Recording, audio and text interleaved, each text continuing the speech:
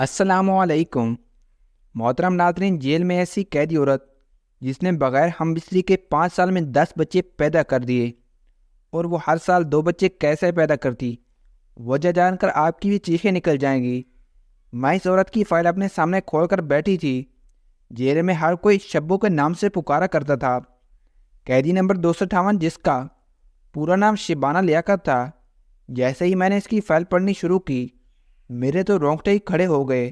جو کچھ اس کی فائل میں درج تھا وہ پڑھ کر میں اپنی جگہ حیران رہ گئی تھی کہ بظاہر ایک نوجوان اور خوبصورت نظر آنے والی عورت بہت ہی شاطر مجرمہ تھی، جو 10 بچوں کی ماں تھی، اور جس بات نے مجھے حیران کیا تھا وہ اس کا غیر شادی شدہ ہونا تھا۔ اس کی فائل میں واضح طور پر لکھا تھا کہ وہ ایک غیر شادی شدہ 10 بچوں کی ماں ہے، جس نے 5 سالوں میں 10 بچے جنم دے کر ایک انوکھا کارنامہ سر انجام دیا۔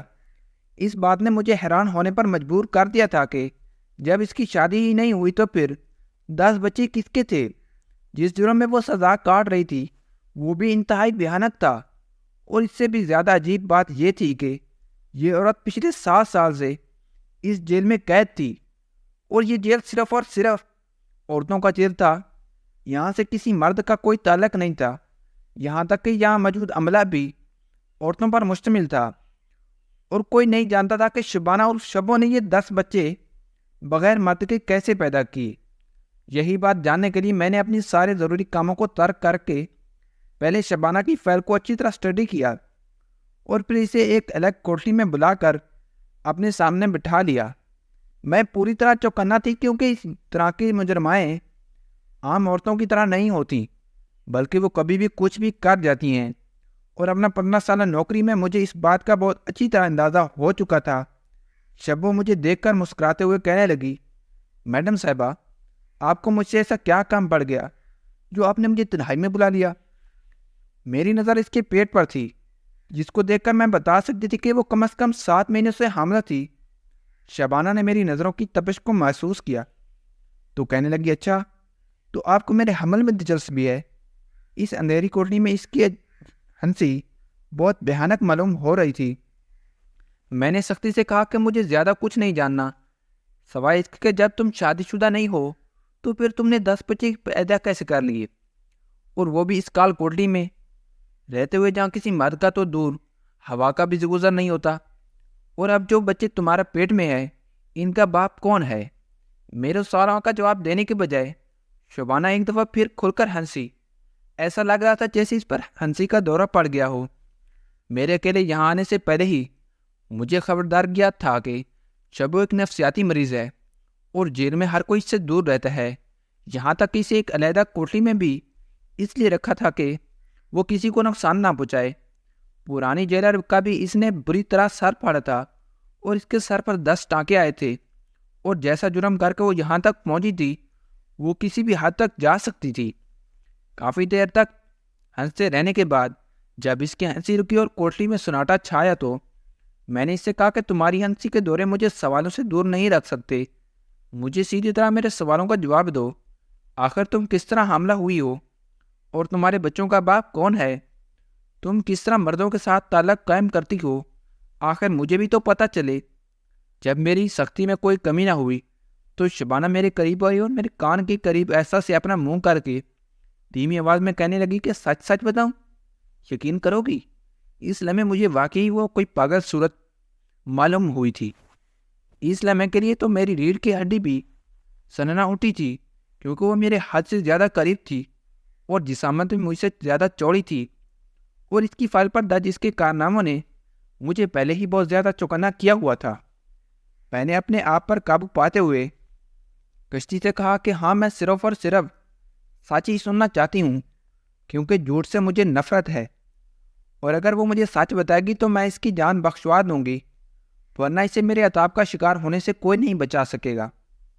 اس نے میری آنکھوں میں آنکھیں ڈالی اور بہت آہستہ سے کہا، میں کنواری ہوں اور میرا کسی مرد کے ساتھ کوئی تعلق نہیں۔ شبانہ کی بات سن کر مجھے شدید غصہ آ گیا، کیونکہ میرے سامنے وہ حملہ کھڑی تھی اور میرے منہ پر سچ کے نام پر جھوٹ کہہ رہی تھی۔ میں نے ایک زوردار تماچا اس کے منہ پر لگایا اور کہا کہ تم پہلے یہ بچہ کس کا ہے جو تمہارے پیٹ میں ہے؟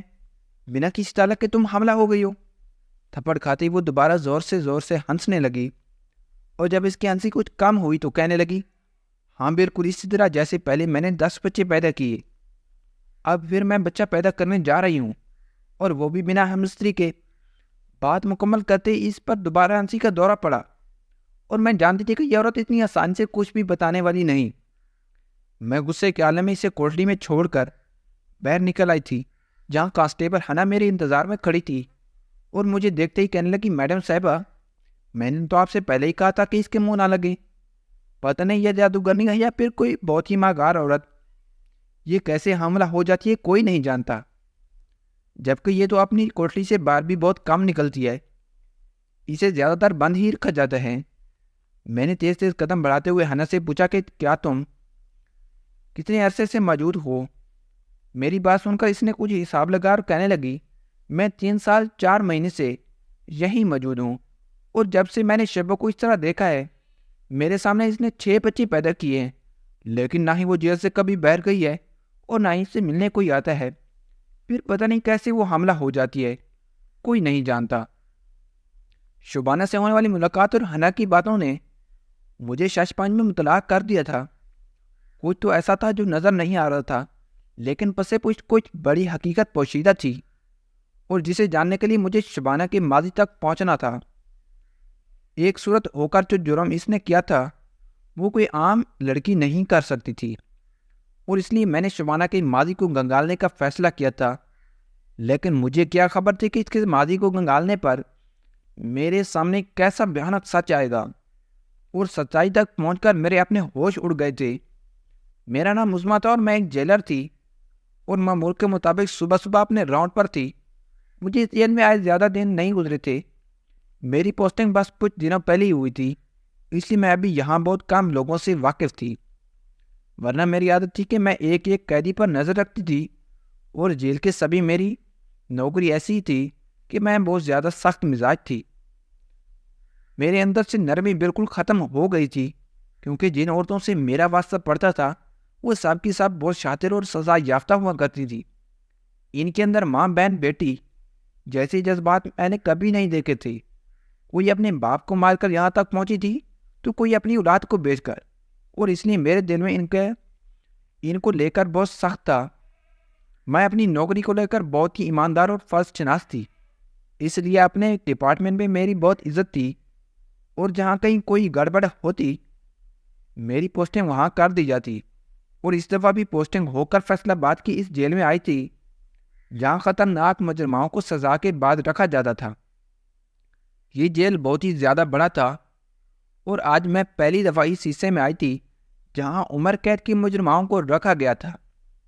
اس حصے میں زیادہ تر بڑی عمر کی چورنی موجود ہیں، جن کے چہروں پر شفافیت صاف دکھائی دے رہی تھی۔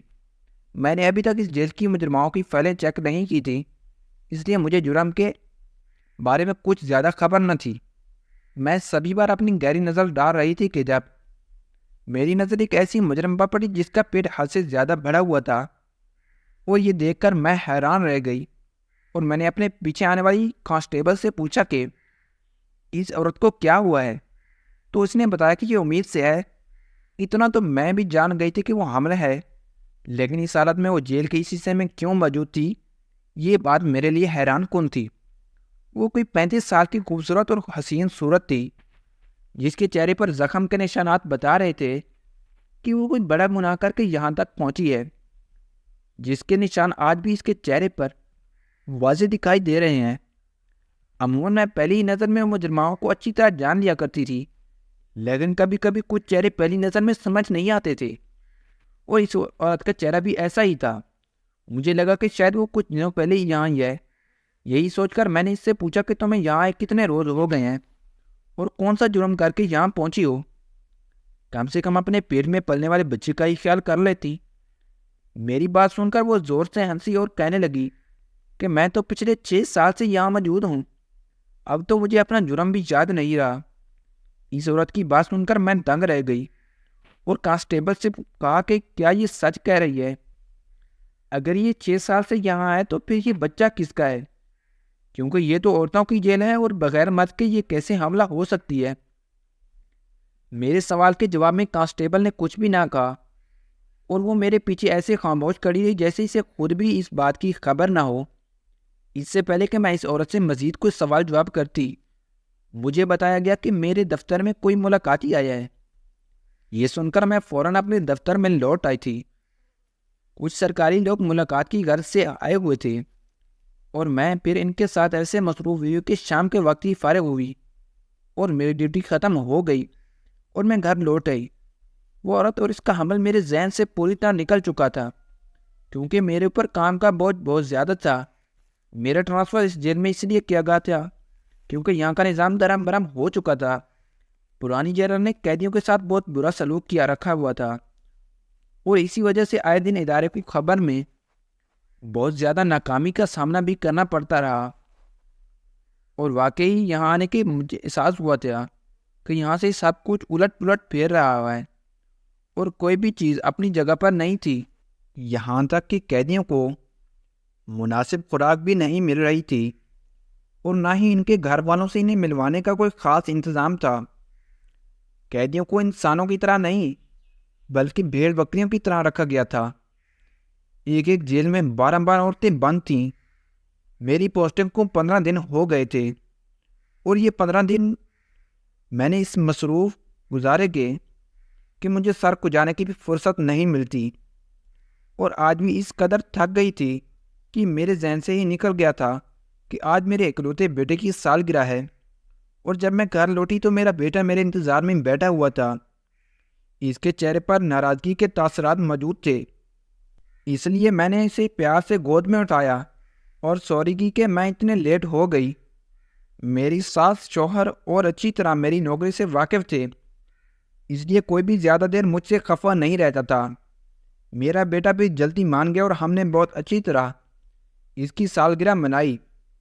میرا بیٹا ہادی میرا اکلوتا بیٹا تھا جو بہت ہی منتوں اور مرادوں کے بعد پیدا ہوا تھا، اس لیے میری جان اس میں بستی تھی۔ میں اپنی نوکری میں کتنی ہی مصروف کیوں نہ ہو، ہادی کے لیے ہمیشہ وقت نکال لیا کرتی تھی۔ آج بھی بہت زیادہ تھکے ہوئے ہونے کے باوجود میں نے بہت شاندار طریقے سے اس کی سالگرہ منائی تھی۔ رات کو تھکی آ رہی جب میں نے سونے کے لیے لیٹی تو اچانک ہی میرے ذہن میں اس عورت کا چہرہ چلا آیا جس سے میں صبح صبح مل کر آئی تھی۔ میں اس کو سوچ رہی تھی کہ میرے شوہر عباد کہنے لگے، کیا بات ہے بیگم صاحبہ، رات کی اس پیر میں آپ کے پاس ہمارے لیے وقت نہیں ہے؟ عباد کی بات پر میں مسکرا اٹھی۔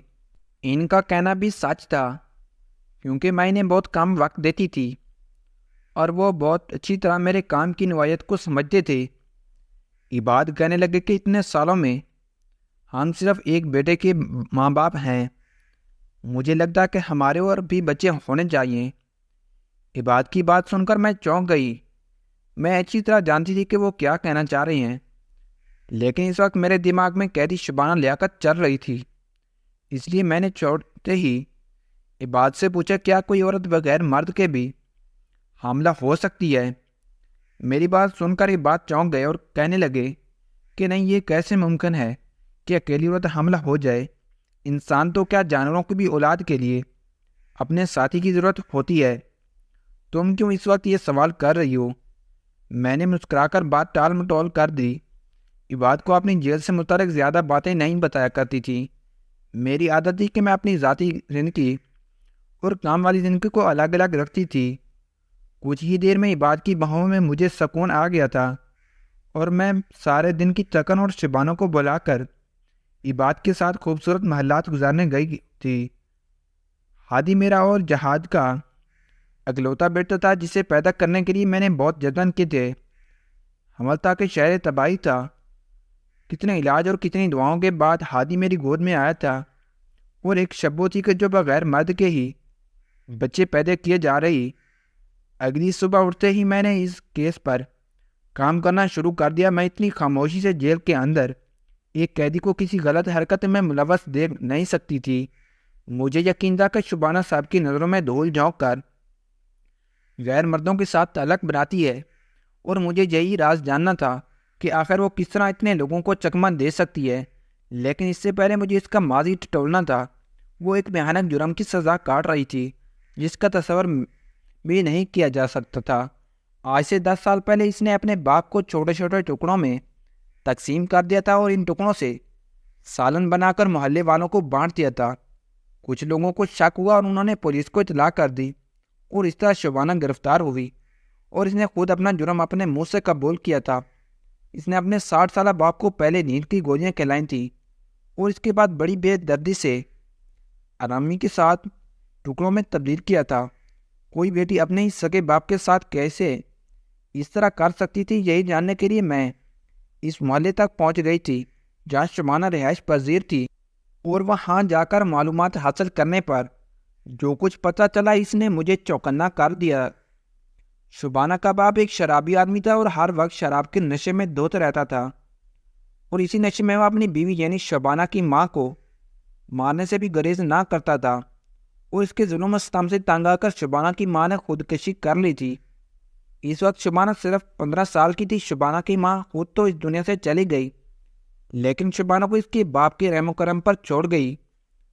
شبانہ کے باپ نے اپنے جوان 15 سالہ بیٹی کو اپنے نشے کی دیوانٹ چڑھا دیا، اور جب بھی اس کے پاس نشے کے پیسے نہ ہوتے تو وہ شبانہ کو بھیک مانگنے پر مجبور کر دیتا، اور جب شبانہ نے اس عمل کے لیے انکار کیا تو پھر محلے والوں نے دیکھا کہ شبانہ کے گھر رنگ برنگے مرد آنے لگے۔ وہ مرد کیوں آتے تھے اور ان کا شبانہ یا اس کے باپ سے کیا تعلق تھا، کوئی نہیں جانتا تھا۔ اور پھر ایک دن جب شبانہ نے سارے محلے کو قورمہ پکا کر تقسیم کیا تو کچھ محلے والوں کو شک ہو گیا کہ یہ گوشت انسانی گوشت ہے، اور اس لیے پولیس والوں کو اطلاع کی گئی، اور پتہ چلا کہ شبانہ تو اپنے باپ کو ہی آرمی سے کاٹ کر اس کے گوشت کا قورمہ بنا کر بانٹ دیا ہے۔ اسی روز وہ گرفتار ہو گئی اور اس نے اس بات کا اعتراف بھی کیا، اور عدالت اسے عمر قید کی سزا سنائی گئی۔ کوئی نہیں جانتا تھا کہ شبانہ نے اتنا بڑا قدم کیوں اٹھایا تھا، اور ان مردوں کا شبانہ یا اس کے باپ سے کیا لینا دینا تھا۔ شبانہ نے کیسے اپنے باپ کو کاٹا تھا، ایک 16-17 شبانہ کا کوئی رشتہ دار تھا اور نہ ہی کوئی جاننے والا، اس لیے کسی محلے والے کو بھی خبر نہ ہوئی تھی کہ شبانہ اب کہاں ہے، کس جیل میں ہے اور اسے کیا سزا سنائی گئی ہے۔ شبانہ کا ماضی بھی اتنا ہی الجھا ہوا تھا کہ جتنا اس کے حال، اور اب ایک ہی تھی جو مجھے ہر بات تفسیر اور سچ سچ بتا سکتی تھی، لیکن اس کی چپتی ہوئی نہیں میرے کانوں کے پردوں کو پھاڑنے لگتی تھی۔ میں ساری معلومات حاصل کر کے جب یہ اچھی تو پتہ چلا کہ شبانہ کی طبیعت ٹھیک نہیں، اس کے چیک اپ کے لیے جیل کی ڈاکٹر آئی ہوئی تھی، اور میں بھی وہیں پہنچ گئی۔ میں نے باتوں باتوں میں اس ڈاکٹر سے پوچھا کہ شبانہ کے بچوں کی ڈلیوری کس نے کی ہے، تو اس نے بتایا کہ وہ یہاں کی ڈاکٹر ہے، وہ اس نے شبانہ کے ہر بچے کو پیدا کروایا ہے۔ شبانہ کے پاس ہمیشہ جڑواں اور صحت مند بچے جنم لیتے ہیں۔ میں نے ڈاکٹر سے پوچھا تو پھر شبانہ کے بچے کہاں ہیں، کیا انہیں سرکاری ادارے میں بھیج دیا گیا ہے؟ میری بات سن کر اس ڈاکٹر نے لا علمی کا اظہار کیا اور کہنے لگی کہ اس سے کچھ علم نہیں ہے۔ میں نے پرانی جیلر سے بھی شبانہ کے حوالے سے بات کرنے کے لیے رابطہ کرنے کی کوشش کی، لیکن میرا اس سے رابطہ نہیں ہو سکا۔ اسے کہیں بہت دور کہیں چھوٹے سے علاقے میں ٹرانسفر کر کے بھیج دیا گیا تھا۔ اب مجھے شبانہ کی طبیعت کے ٹھیک ہونے کا انتظار تھا، کیونکہ اس کی طبیعت کافی خراب تھی۔ کال کوٹری کے گھٹن زیادہ ماحول میں ایک حاملہ عورت کا رہنا بہت ہی مشکل تھا، اور شبانہ تو پچھلے 7 سالوں سے حمل جیسے عمل سے گزر رہی تھی۔ تقریباً 2 دن بعد شبانہ کی طبیعت میں کافی سدھارا آ گیا، تو میں نے اسے اپنے آفس میں بلوایا اور اسے پہلے جوس پلایا تاکہ اس کی طبیعت مزید بہتر ہو۔ شبانہ نے خاموشی سے جوس پی لیا تو میں نے اسے کہا کہ ہاں، کیا تم میری مدد کرنا چاہتی ہو، اور میں اسے یہاں سے آزادی دلوا سکتی ہوں اگر وہ مجھے اپنے بارے میں ہر بات سچ سچ بتا دے تو میں اس کی سزا میں بہت حد تک کمی بھی کروا سکتی ہوں۔ شبانہ نے عجیب سی نظروں سے مجھے دیکھا اور کہنے لگی کہ وہ جیل کی 4 دیوار سے باہر جانا ہی نہیں چاہتی۔ محترم ناظرین، انٹرسٹنگ بات آ رہی ہے، غور سے سنیں، کیونکہ باہر کی دنیا اس کے لیے کچھ بھی باقی نہ بچا۔ میں نے مسکرا کر شبانہ سے کہا کہ اس کے بچے اس کے منتظر ہوں گے، اور جن بچوں کو وہ جنم دینے والی ہے وہ ان بچوں کے ساتھ بھی اپنی اچھی زندگی گزار سکتی ہے، اور ان بچوں کا کوئی نہ کوئی باپ بھی ہوگا جو اسے ایک بہتر زندگی دے گا جو اسے جیل میں حاصل نہیں ہو سکتی۔ شبانہ نے تم آنکھوں سے میری طرف دیکھا اور کہنے لگی کہ آپ کو میری بات پر یقین کیوں نہیں ہو رہا؟ میرے بچوں کا کوئی باپ نہیں ہے، میں کسی کو نہیں جانتی، اور مجھے تو یہ بھی پتہ نہیں کہ میرے بچے کہاں ہیں، کس حال میں ہیں؟ نہ ہی مجھے علم ہے کہ میں حاملہ کیسی طرح ہوتی ہوں۔ بس مجھے اتنی خبر ہے کہ میرے بچوں کو مجھ سے جدا کر دیا جاتا ہے، اور میں اپنے ہر بچے کی یاد میں تڑپتی رہتی ہوں۔ آج شبانہ پہلے کی طرح ہنس نہیں رہی تھی، بلکہ شاید بیماری کے اثر نے اسے دکھی کر دیا تھا۔ اس کی بات پر میں واقعی حیران ہو گئی تھی، کیونکہ اس کا لہجہ بھی مجھے اس میں واقعی حیران ہو گئی تھی کیونکہ اس کا لہجہ مجھے اس کی بات پر یقین کرنے پر مجبور کر رہا تھا۔ میں نے جب اس سے دوبارہ پوچھا کہ کیا تم سچ میں نہیں جانتی ہو کہ تمام حمل کیسے ہوتے ہیں، تو اس نے انکار میں سر ہلا دیا۔ اس کی آنکھوں سے آنسو گر رہے تھے اور وہ اپنے ماضی کی داستان مجھے سنا رہی تھی، جسے سن کر میرے آنسو بھی بہنے لگے۔ میں لکھ شخص مزاج تھی، لیکن ایک انسان تھی، اور اس کی داستان نے میرے رونگٹے کھڑے کر دیے تھے۔ شبانہ نے مجھے بتایا کہ اس کے باپ نے اپنے نشے کی لت کو پورا کرنے کے لیے اسے فروخت کرنا شروع کر دیا تھا، اور وہ اپنے گھر کی چار دیواری میں ہی ہر روز پامال ہونے لگی تھی۔ اور جب ظلم و حد سے بڑھا تو اس نے تنگ آ کر اپنے باپ کو بری طرح قتل کر دیا۔ اسے اپنے پاس اس گناہ پر کوئی پچھتاوا نہیں تھا، کیونکہ اس نے اپنے باپ کے جسم کے جتنے ٹکڑے کیے تھے، اس سے زیادہ باپ کے ظلم سہ چکی تھی۔ وہ سزا کاٹنے کے لیے جیل چلی آئی، لیکن یہاں آنے کے 6 مہینے بعد اسے پتہ چلا کہ وہ تو حاملہ ہے۔ وہ اچھی طرح جانتی تھی کہ یہ عمل اسے جیل میں آنے کے بعد ہی کوٹری میں ہوا ہے، اور یہ بچہ کس کا تھا، اس کے حکم میں کب آیا، اسے معلوم نہیں تھا۔ اور پھر اس نے جو دوائیوں کو اسے معلوم نہیں تھا، اور پھر اس نے 10 بچوں کو اسی طرح جنم دیا، اور ایک دفعہ پھر اب وہ حاملہ تھی۔ اس کے حصے کی کہانی سن کر مجھے تو اتنا تو سمجھ آ گیا تھا کہ وہ ایک بے قصور لڑکی ہے، لیکن پھر قصور کس کا ہے؟ اور یہی بات جاننے کے لیے جب میں نے جیل میں تفتیش شروع کی اور اپنے ہی ملازمین سے تفتیش کا آغاز کیا، تو ایک ایسا بھیانک سچ میرے سامنے آیا کہ میری جان نکل گئی۔ مجھ سے پہلے جو جیلر یہاں موجود تھی، وہ یہاں کی ڈاکٹر کے ساتھ ملی ہوئی تھی، اور ہر مہینے قیدیوں کا جو چیک اپ ہوتا تھا، اس کے دوران اس نے شہر کے کسی مرد کے جراثیم منتقل کیے تھے، وہ اس سے بچے پیدا کروا کے اٹھائیں گی فروخت کر دیا تھا۔ وہ جیلر اس طرح کی سرگرمیوں میں ملوث تھی اور اچھی طرح جانتی تھی کہ کون کون سی قیدیوں سے ملاقات کے لیے ان کے گھر والے نہیں آتے تھے، اور انہیں قیدی عورتوں کو اپنے مقصد کے لیے استعمال کرتی اور غلط کام کر کے پیسے بناتی تھی۔ شبو واقعی مظلوم تھی، اور اس نے کسی کے ساتھ ہم مستری نہیں کی تھی۔ خود بھی نہیں جانتی تھی کہ وہ کیسے اتنے بچوں کی ماں بن گئی۔ میں نے اس جیلر کے خلاف آگے کمپلین فارورڈ کر دی تھی اور شبو کی سزا کو بھی کم کروا دیا تھا۔ اب کچھ دن باقی ہیں اور پھر اس کے بعد وہ آزاد ہو جائے گی۔ میں نے اسے یقین دلایا کہ میں اسے اپنے گھر رکھ لوں گی، وہ اسے ایک اچھی زندگی دوں گی، وہ میرے گھر رہ کر میرے لیے اسے عزت کے ساتھ کام کاج کر سکتی ہے۔ یہ سن کر وہ بہت خوش ہو گئی تھی، اور اب جو بچہ پیدا ہونے والا تھا، ان پر بھی شبو کا ہی حق تھا۔ میں اب اس کو بچوں سے جدا نہیں کر سکتی تھی۔ اس کی اس بھیانک جرم پر کوئی سزا ہوگی یا پھر وہ اپنی مرضی کی وجہ سے قانون کی گرفت سے بچ جائے گی۔ کیا آپ لوگوں کو جیل کی زندگی کے بھیانک حقائق کا کچھ علم ہے؟ محترم ناظرین، اپنے ان حقائق کے بارے میں جو آپ کو معلوم ہے جیل کی زندگی کے بارے میں، کامنٹ میں ضرور بتائیے گا۔ اللہ حافظ، ملتے ہیں کسی نیکسٹ انفارمیٹیو ویڈیو میں، تب تک ہمیں دیجیے اجازت۔ اللہ حافظ۔